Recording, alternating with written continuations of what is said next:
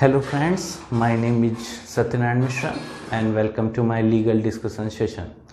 Today we will discuss on the topic legal Latin maxims.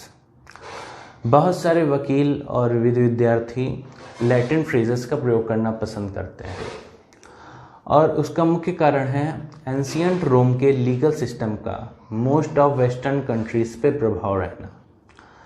और हो क्यों ना, एक समय पर रोमन्स ने most of Europe, middle east and north Africa पर विजय प्राप्त कर ली थी। कानून के लगभग सभी क्षेत्रों में लैटिन फ्रेजेस का प्रयोग किया जाता है और इसी प्रकार भारतीय दंड संहिता द इंडियन पेनल कोड में भी कुछ लैटिन मैक्सिम्स का प्रयोग किया जाता है, जिनकी बात हम करते हैं। एक्टस नॉन फेसिट्रियम नाइसी मेंस सेट्रिया। Act does not constitute an offense unless the guilt intention। दुराशय के बिना किया गया कृत्य अपराध कारित नहीं कर सकता है। De minimis non curate lex means law does not notice trifles। कानून तुच्छ कार्यों पर ध्यान नहीं देता है। Actus me invito factus non est mens actus means मेरे द्वारा मेरी इच्छा के विरुद्ध किया गया कार्य मेरा नहीं है। इग्नोरेंसिया फैक्ट एक्सक्यूसेट, इग्नोरेंसिया जुरिस नॉन एक्सक्यूसेट means ignorance of fact is excusable but ignorance of law is not excusable। तथ्य की भूल तो क्षम्य की जा सकती है परंतु कानून की भूल को माफ नहीं किया जा सकता है। Qui pecet ebrius luet sobrius means he who does an criminal act must be punished when sober means कोई व्यक्ति जिसने स्वेच्छा से नशा करके कोई गलत कृत्य किया है उसे शांत होने पर दंड अवश्य दिया जाएगा। इसी प्रकार द इंडियन कॉन्ट्रैक्ट एक्ट में भी कुछ लैटिन लीगल मैक्सिम्स का प्रयोग किया जाता है, जिनके बारे में हम बात करते हैं।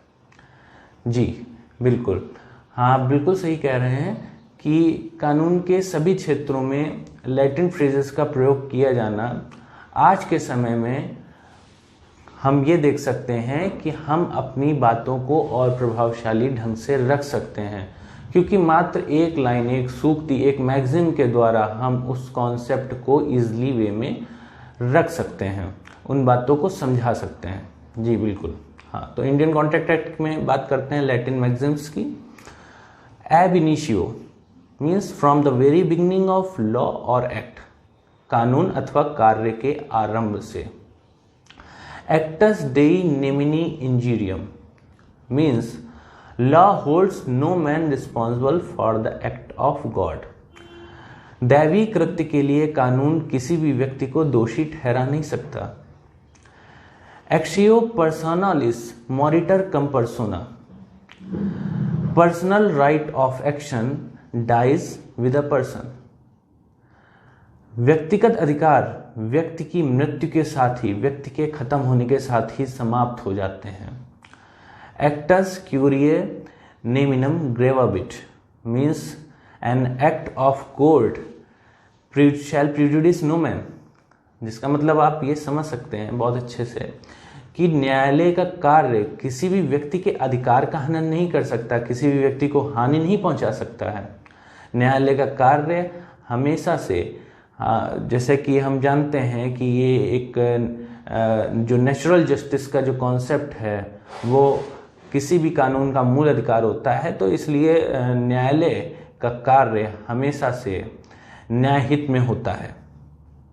एक्टोरी इनकम्बिट ओनस प्रोबांडी, जिसका मतलब है कि the burden of proof lies on the plaintiff. जो प्रमाण भार होता है वो हमेशा से वादी अथवा अभियोगी के ऊपर होता है।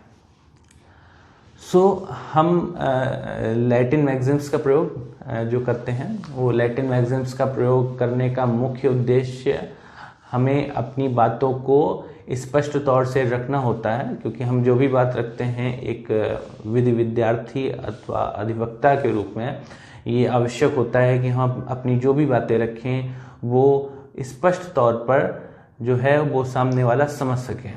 तो लैटिन फ्रेजेस का प्रयोग करना इसके लिए बहुत ही यूज़फुल हो सकता है।